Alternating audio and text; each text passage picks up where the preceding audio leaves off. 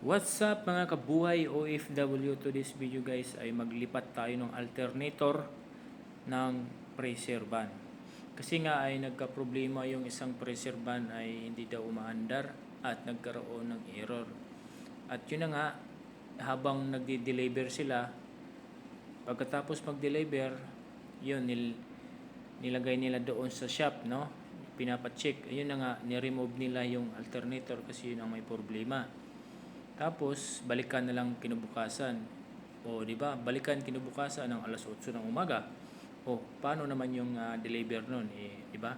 Kaya, nagsuggest yung isa na, yung model na mayroon pa naman tayong isang sasakyan na hindi pa naman masyado ginagamit. Ilipat na lang habang ginagawa pa yung alternator na isa, di ba? Kaya, yun na yan. Ito na yung araw na kinabukasan ay naglipat na tayo. Pero ang papansin nyo dyan ay medyo mainit na, no? Mga bandang alas 8 ng umaga yan. Doon sana ako sa bandang compressor room, no? Kasi medyo talagang may doon, may mga yero doon. Hindi tayo mainitan. Kaso lang, timing din naman na may mga bagong dating na mga sasakyan na patatas galing sa farm. Kaya wala tayong magawa. Kaya dito na muna tayo. Habang niluwagan natin yung mga bolt na yan kasi 2 bolt lang naman yan. Pagkatapos naman natin maluwagan yung bolt, tapos yun naman yung 3 wire kasi 3 wire yan. Pero mas maganda siguro bago tayo magsimula, no, sa mga ganyan, kahit ano man yung mga binaano natin na ginagawa, dapat mapipicturean natin, di ba?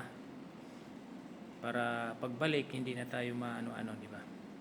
Ganyan ako kasi pag may mga dinisconnect ako or ano man yung mga motor na yan, talagang pinipicturan ko siya para kahit sabihin man natin, hindi, kabisado mo na yan kasi ulit mo naman yan. Kasi may pa rin talaga na may picture tayo, di ba? Pagkatapos naman natin yung mapicturean, tapos natin maibalik, pwede naman natin i-delete agad, di ba? Para hindi mapupuno yung natin ng picture, yung cellphone natin. Ayun na nga. At habang nag-ano tayo medyo mainit-init na talaga kahit mga alas 8, alas 9, medyo masakit na sa balat yung init yan. Kasi alam niyo naman pag sa Saudi, pag summer talagang mainit. Mas mabilis ka diyan, matuyuan, no? Dapat talaga every 5 minutes, no? Talagang iinom ka ng tubig diyan or 10 minutes, no? Kasi mahirap na ma-dehydrate tayo. Kasi yun ang talagang pinakakalaban dito sa Saudi. Kapag hindi tayo umiinom palagi ng tubig, lalo na summer na summer. At yun na nga, nakita nyo naman, na-remove natin. At doon na tayo sa kabilang pagkatapos natin dyan, no? Lilipat naman tayo sa kabilang sasakyan. Yan.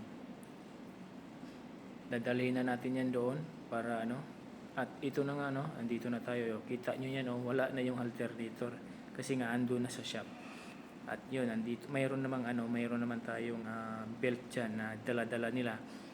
At yun, asimbol na tayo. At yan, umandar na. Kita, nagugulat kayo, no?